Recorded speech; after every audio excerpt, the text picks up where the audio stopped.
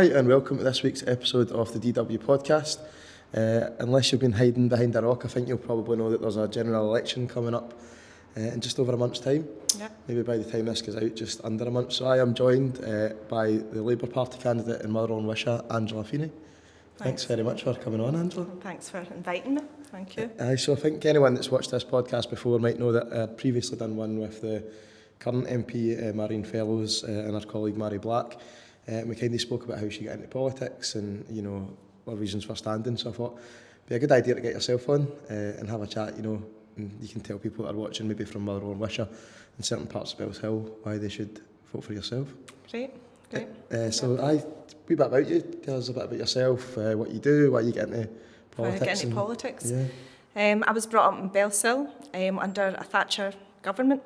And I was speaking earlier on today about why do some people get into politics, why don't they get into politics. My grandfather was a miner, but so was everybody's grandfather, so I don't know why that would have made me more political than others. But in 1984, I remember my family at night went to watch the TV, watching the miners, and it was like a pantomime booing, hissing at the TV. It kind of riled my imagination. Well, the strikes were going on almost. And what was that? Well, the minor strikes were minor going on. Strikes was on. Sure. And so I lived just at the Motherwell Road, so the lorries then would be taking coal up to Ravenscraig, and as a 9-10-year-old I remember vividly going out booing at the Yule Dodds lorries going by. Why that would have sparked that in a 9-year-old and not anybody else, I don't know. But I would say my full family was very much like that, and I would say that was what sparked my interest. Also, the street that I grew up in, the men either worked in the Craig or Caterpillar, and then within a few years, there was no work there. I mean, a story my sister tells, she was a nurse in casualty up in the Old Law Hospital. She used to go on the bus when she started. It was full of men going to the Craig, and then when she left 3 years later, there was no men, there was none.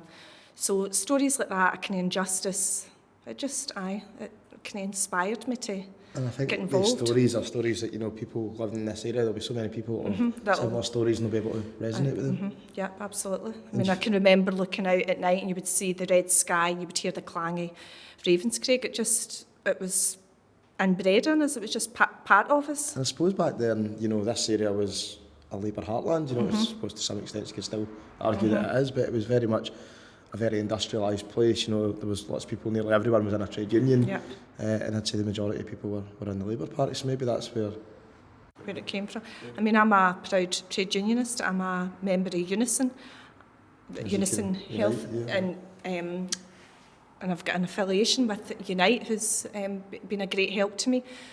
And to me, your trade union and the Labour movement, they come hand in hand. You can't have one without the other. The Labour Party is the political wing of the trade union movement, and I think possibly that's what's maybe people became depoliticised around here, because everybody was all a member of a union. All the men in the Craig were a member of the union. There was this unity. You had the miners' clubs. Politics would have been spoke about. There was a bond between working class people. But when the mines shut, when Ravenscraig shut, that kind of left people, but people are still fundamentally the same. We're all working class and we're all basic. We've not changed. So that was when you were 8 or 9 and you seen those vans going back. Do you remember when you went to your first political rally, or when you first joined a political party? Or I joined the Labour Party later on. I remember when Labour came to power in 1997, and I was a young mum at the time, and sitting up all night waiting to see it, and it just brought such hope, because I was brought up in the Jewel scheme, which is a place we all know, like a lot of places around here. Poverty was about. I was brought up in benefits. It was a free school meal child. I depended on benefits, a school grant for your shoes to go to get to school. And I think, like any child, and probably children just now, there was that feeling of shame, a wee bit embarrassment. And now looking back as an adult, there shouldn't be an embarrassment. That's a country that should be, it's an investment. You're investing in children that's not get the same opportunities as others. But I can remember when Labour came into power in 1997, and just the full round here, it was hope. And I know Labour maybe went down a different path that people here would disagree with, but I remember the hope and the excitement when Frank got elected, when Tony Blair came into power, and we've seen things like tax credits, and it transformed working people's lives, and it lifted so many children out of poverty, and it wasn't seen as such a stigma like the universal credits is today. Parents that were working, if you needed universal credit, it was not universal credit, your child's credit. I can remember women at work, well, it's great, you just, as many hours you work, you just phone up, and then this money, we all can believe it now. What you're seeing with women, the next generation down, they're sitting having to wait six weeks for a payment. So the poor have been punished, whereas under Labour government in 1997, we weren't being punished, we were being helped and assisted. I suppose with that Labour government, when Blair came in, ultimately his legacy is what people remember as the Iraq War. But I think, as you said, you can remember the hope that was coming across the country, and you had so many popular figures. At the time you had like Noel Gallagher and Liam Gallagher getting involved, and there seemed to be this whole. It was like it was trendy and cool to be a member of the Labour Party back then, and to vote for this new Labour was, as you say, a lease of hope, wasn't it? Absolutely. An extension on it. It was a great feeling, and we felt as if we were going to do great things. And the Iraq War aside, we did do great things, and I'm proud of what Labour did. We got rid of. We increased we brought in a minimum wage. I remember growing up, there was guys in the street where I grew up, and they were security guards, and they were getting paid a pound an hour. That was what you heard they were getting paid, and they had an Alsatian dog that they had to also feed off that pound an hour. So when Labour came into power, and you were like a minimum wage, and I can't remember, was it $4.25 or something when it first came in? That transformed people's lives, and it made working people feel that the government at the time valued them. Sure. So I suppose there is some similarities between Labour getting elected then and if Jeremy Corbyn's Labour was to get elected now, because there's been years of austerity, it's been continuous Tory governments, and I wonder if there will be the same. Certainly it looks as if the polls are changing slightly. There might be the same enthusiasm among young voters, certainly down south more than in Scotland, I have to say, that if this Labour government were to be elected, there might be that same relief more than delight. I think if Corbyn gets into power, it'll be a story, it'll be a history story that we spoke about for years.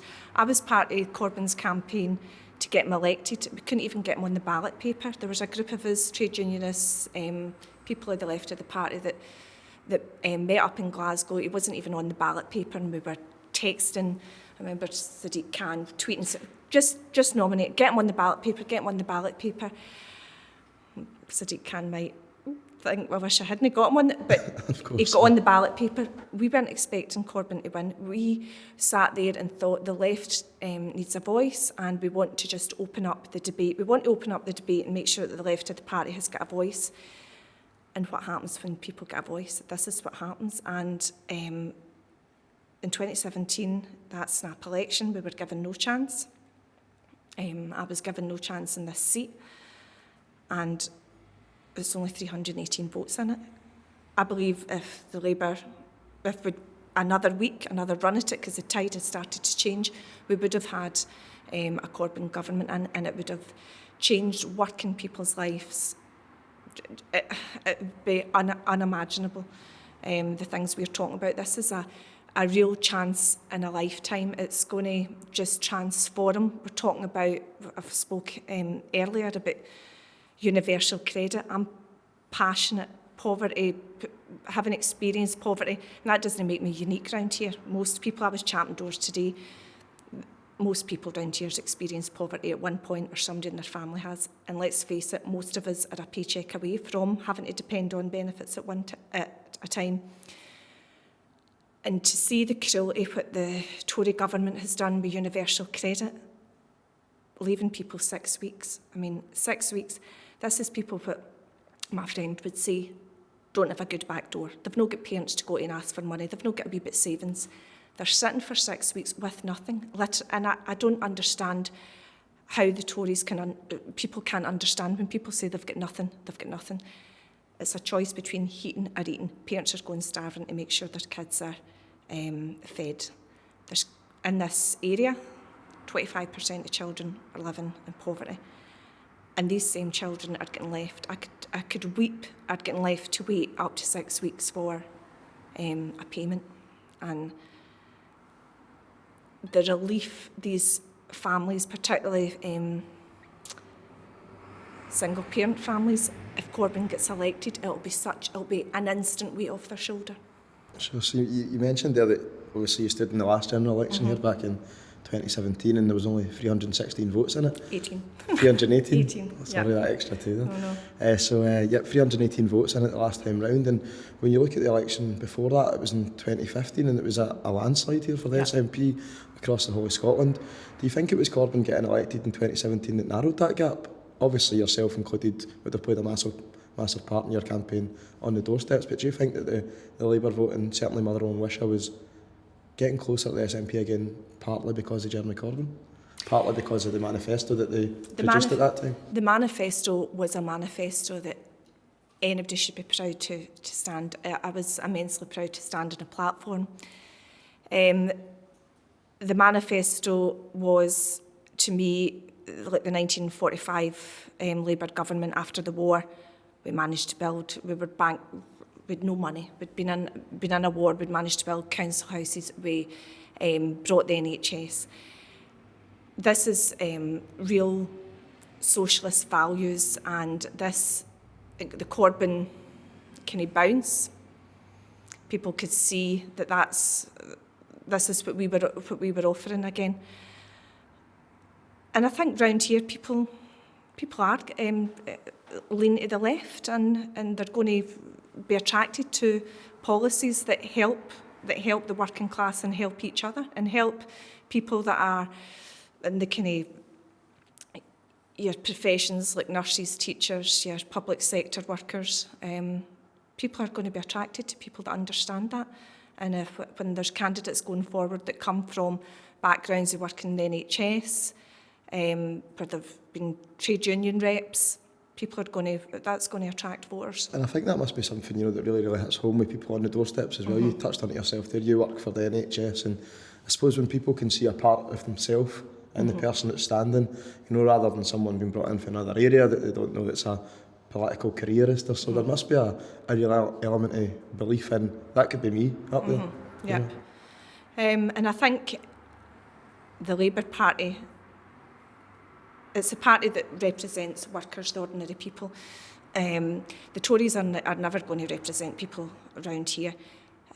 So the Labour Party has to have candidates that people can look at and say, oh, I do the same job as her, or I work with her sister, or I see her at the school gates. There's nothing, she's just the same. She's faced the same struggles as anybody around here, and there's that kind of human factor. It's not something that should be seen as out there that's unreachable. What's the feedback we like on the doors when you're getting out and you're saying to people, I'm a mother, I'm a trade unionist, I'm an NHS worker? Has it been quite positive, or is there still a lot of people going on about, well, I'm voting Tory or I'm voting SNP? Or?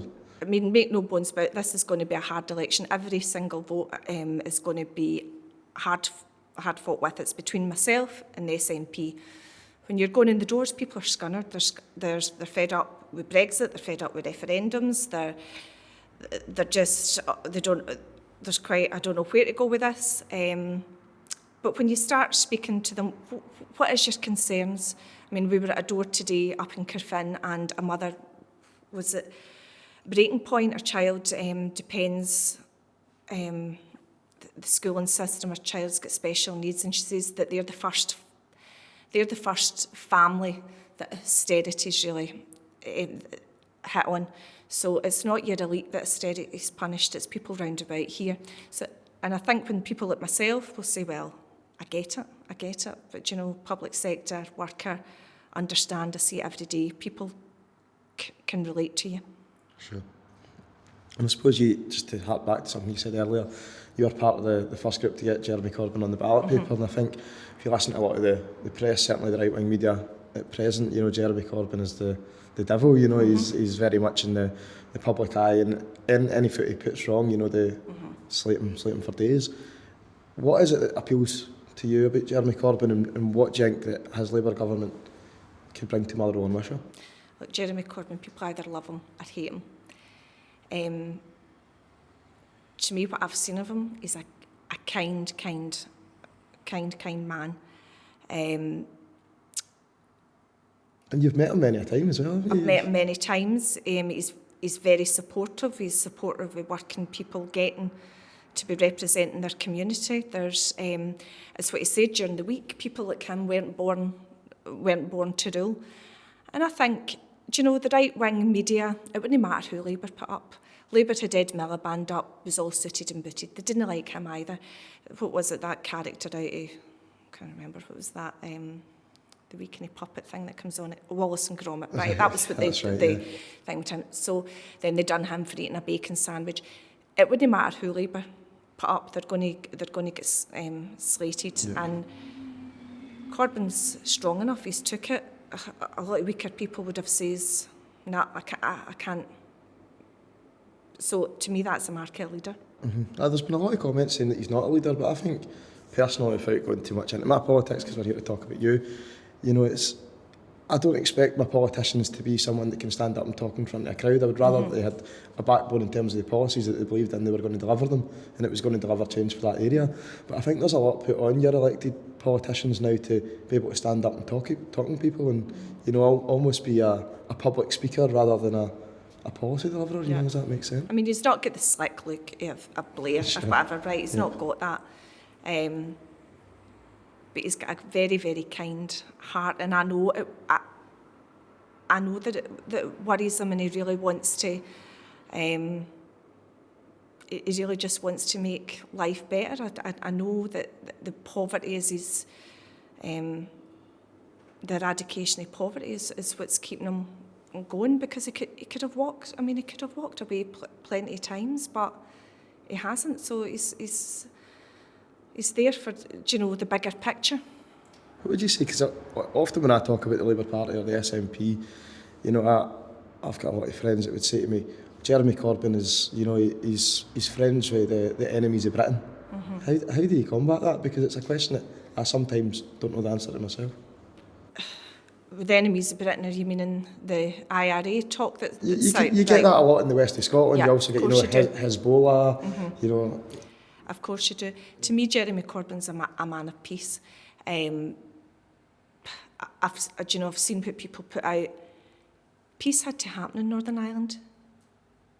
Who would want to speak to the IRA? Who would want to speak to the UDA? They're terrorists. But it had to happen. Somebody had to speak to them. Jeremy Corbyn spoke to them. Tony Blair spoke to them.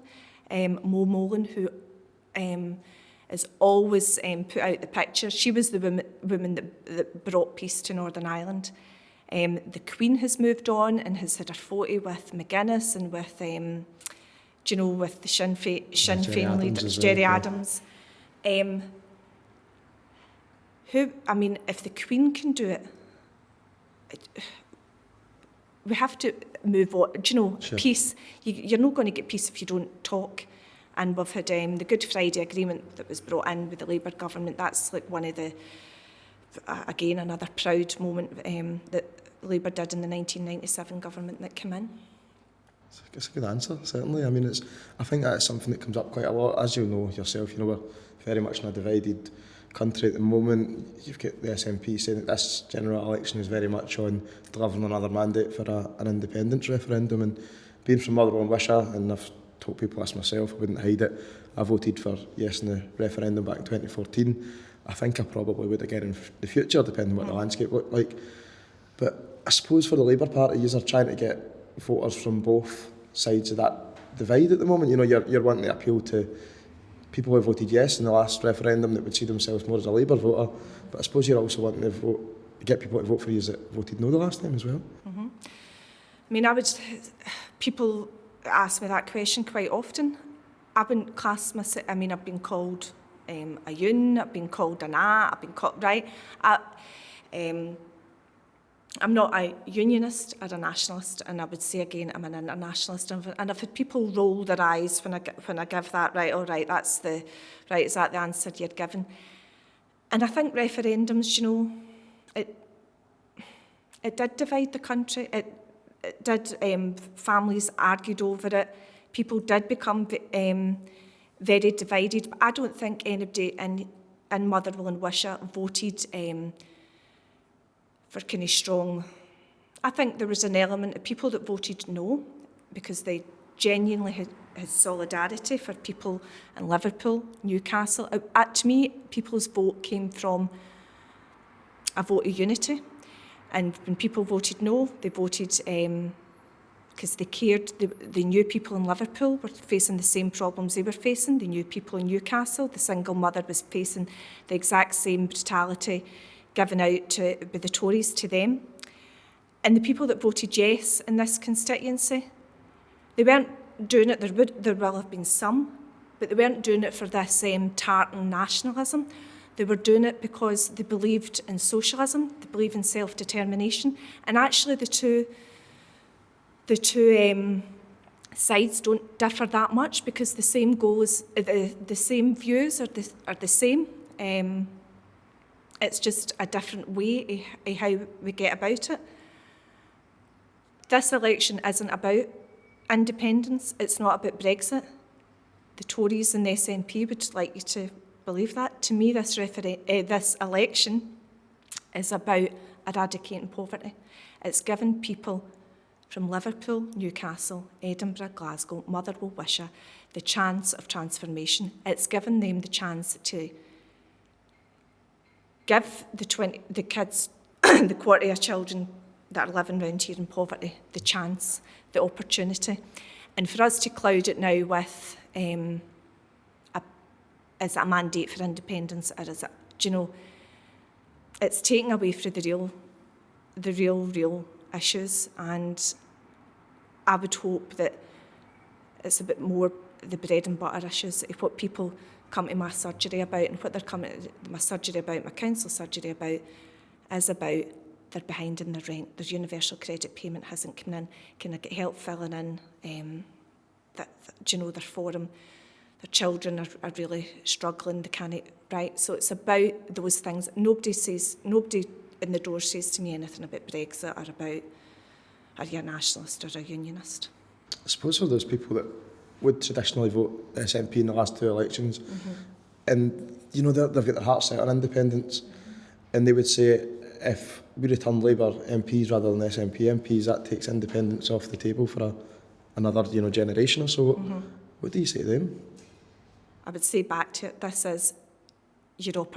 is a once in a chance opportunity to have a real left-wing Labour leader. We have never had this since 1945 Labour government, and look at the great things we've done. People, my mum, who's 80, can remember not being able to get a doctor coming and them having to pay up the money or just leave it because we've not got the money. This Labour government that would come in is the same type of Labour, same type of values.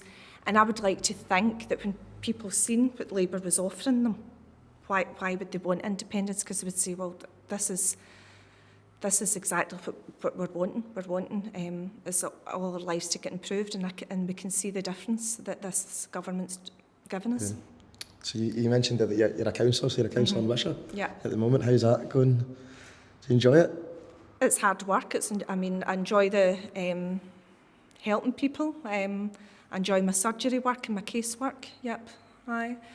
I suppose, as you say, so you must see people coming to you that are proper struggling and really struggling. And I work with NHS in the community, so I'm used to seeing people at their low ebb, and there is people really struggling. And it's heartbreaking because you're trying your best in a backdrop of austerity, and as I've said before, austerity isn't punishing your elite, it's punishing It's always punishing communities like ours. And austerity was brought in because of the banking crisis. There's no many bankers sitting around about Motherwell and Wishaw, and yet we're the ones that are taking the brunt of it. How do you get on with the Tories in the council? Because I thought for the first time in a long, long time there was a Tory councillor returned in Ravenscraig. There was another one in Motherwell as well. And for, many people across the country, they're thinking, Ravenscraig, there's a Tory councillor in there. And there's been a lot of talk online about, Labour and the Tories are siding in Motherwell and Wishaw and the council, blah, blah, but I suppose you would tell me that's not the case, and that's the line that the SNP would push. I brought Corbyn up to Wishaw, and a banner got pulled out when I was talking in the streets with Corbyn, Red Tories. If there's two people that could not possibly, now there's nobody in the council that's a Red Tory, but if there's two people that could be, so to me it's just a tag, it's a smear, sure. And the more they say it, they're thinking people are going to, it couldn't be anything further for the truth. The leader in the council for the Tories couldn't be any more further from my politics. She's a young, smart woman, bright, intelligent woman, and I can't believe she would be a part of a party that would agree to the rape clause where women have to, if they've been raped and they've had a child rape, fill in for. I can't understand that mindset. I mean, for me, it's an interesting one because it almost seems like, the two certain Tories that I know that have been elected around here, they have to working class areas, and you wonder, what do you think it is that drives them to vote for that party and stand in elections? I know the lady that you just mentioned there, I know that she's standing in this area as well for the Conservatives, and our colleagues also standing over in Coatbridge, Nathan Wilson, I believe. And it just seems like the two of them aren't your stereotypical old white male Tory. They're young and they're They're young, they're vibrant. They come from our kind of background. I mean, I don't want to comment. I don't know them personally. I'm sure that they're nice enough. I can't understand why anybody would vote Tory or could be a Tory. Just especially from around here. I think there is a big unionist vote as well, isn't there now? They're very much hammering it as we are the Conservative and Unionist Party, and I've seen the girl Megan, tweeting, vote for your unionist candidate, and I suppose that's to a certain extent where Labour could potentially lose voters. That you would expect these working class voters, traditionally trade unionists, to vote for the Labour Party, but they maybe see the union flag there and the Conservative message and might see themselves. Do you know the union? Just like the Scottish flag means a lot to nationalists, the Union Jack means a lot to unionists, and I've never kind of identified as, it's not something that but I can understand that's people's history, that's but it has to be a bit more than that. It has to be, I'm sure there's plenty of people that are strong unionists, and I can understand that, but there has to be something more, that they're caring about people are living in poverty, that people, as I say, surely their conscience must think this is bigger than things like the rape clause, your universal credit. I know I keep going on about it. The only thing round here that's in the up is the use of food banks. So if that's their only goal, do you know why they would want to vote is because to be part of the union? There's a lot more going on than whether it's a saltire or a Union Jack. What have the next 4 weeks got ahead for you then? I can imagine it's going to be long days. It's going to be hectic. We're going to be knackered. I'm in this to win it. I'm in this to bring Motherwell and Wishaw red. I'm in to make sure we've got a Corbyn government. And it's vital that if there's anybody watching this that wants to get involved in the campaign, please contact me. This is I'm reiterating, I'm repeating what I'm saying, but this is like, we're going to transform. We're going to transform society, and people round here, I've had it rubbish for so long. Do you know Craig Newk, just up the road there? The life expectancy of a man is only 66. And the working age is 67. I mean, 66. This is just, you can't believe that this is happening round here, and we deserve so much better. We're a good town. We do care for one another, and I would just love a Corbyn government, and for you to give us the chance and see the difference that it would make. There's a girl, she was talking about tax credits, and she said she could feel the tension when she was a wee girl in the house because there was a lack of money. And like that, Labour had brought in tax credits, and she said she could actually feel the weight off her shoulders. The weight off her mother's shoulders, sure. The calmness that came over the house. And people are walking about here worried, sick about money, and we're the 6th richest country in the world. That shouldn't be the case. It's going to be quite a cold time out there. I was looking out the windows of film tonight. It's quite dark. Is it a hard time to campaign? It's very difficult to campaign. I was out campaigning today. You want to go out kind of smart, the hat on, the big gloves, scarf. It's very difficult at night time, but it has to get done. We have to do it, because if we sit back, it's so tight. And the more Labour MPs we return, the more chance of a Corbyn government. How likely do you think it is? I think we're going to win it. I think as the campaign goes on, as once the manifesto is announced, to me there would be nothing in it that people around here wouldn't not like. We've got an announcement coming up about the WASPy women that have been treated terribly. So I think we're going to win it. Confident? Yeah, very confident. What's the one thing that you would like to see change about Motherwell or Wishaw if you were an MP? What would you try and put your stamp on? Good jobs. People have got no... I mean, as I said when I was growing up, Caterpillar, Ravenscreek, they were good. They were good jobs, well-paid jobs. What's round here now? I held an event in Ravenscreek in the summer with Rebecca Long-Bailey. She's in charge of the Green Industrial Revolution, and she came up with about 100 people. So if Labour get into power, there's an investment coming of £70 billion.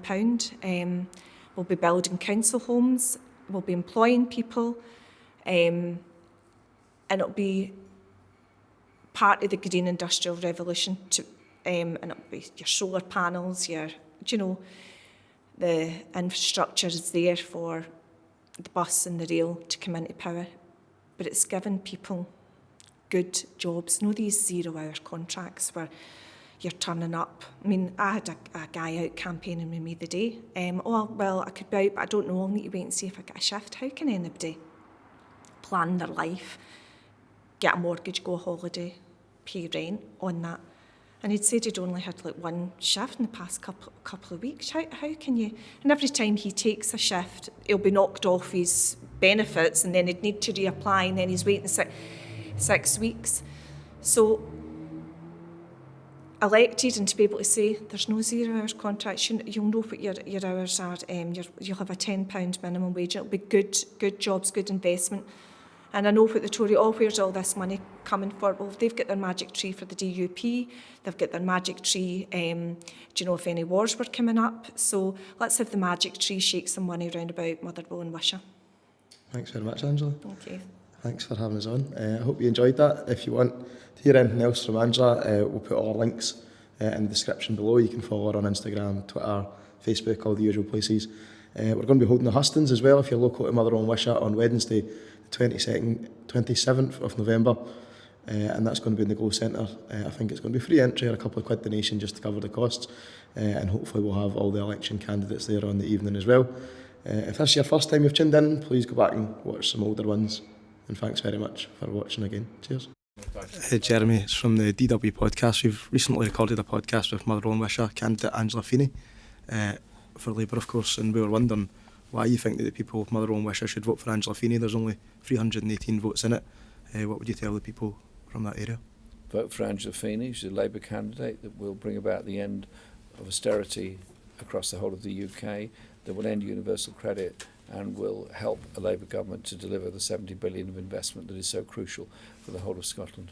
Thank you very much. And she is somebody that has a life experience and an ability to unite people in her community and take them forward. It certainly seems to me that you've got a lot of candidates in this election that are, you know, from working class backgrounds. Of course, Angela's an NHS worker, and is that a key priority for you? Well, our party has changed quite a lot over the past few years. You look all across the UK, we have more women candidates than ever before. We have a greater diversity amongst our candidates than ever before, and we have a greater number of people from working class communities and working class backgrounds with real life experience. And so I've just come from Bellshill with Christ and Bellshill, and with Hugh Gaffney, postal worker, Angela, NHS worker, and you take it across the whole piece, you find people with a fantastic real life experience and balance in their lives, and I tell you what, they make very good MPs.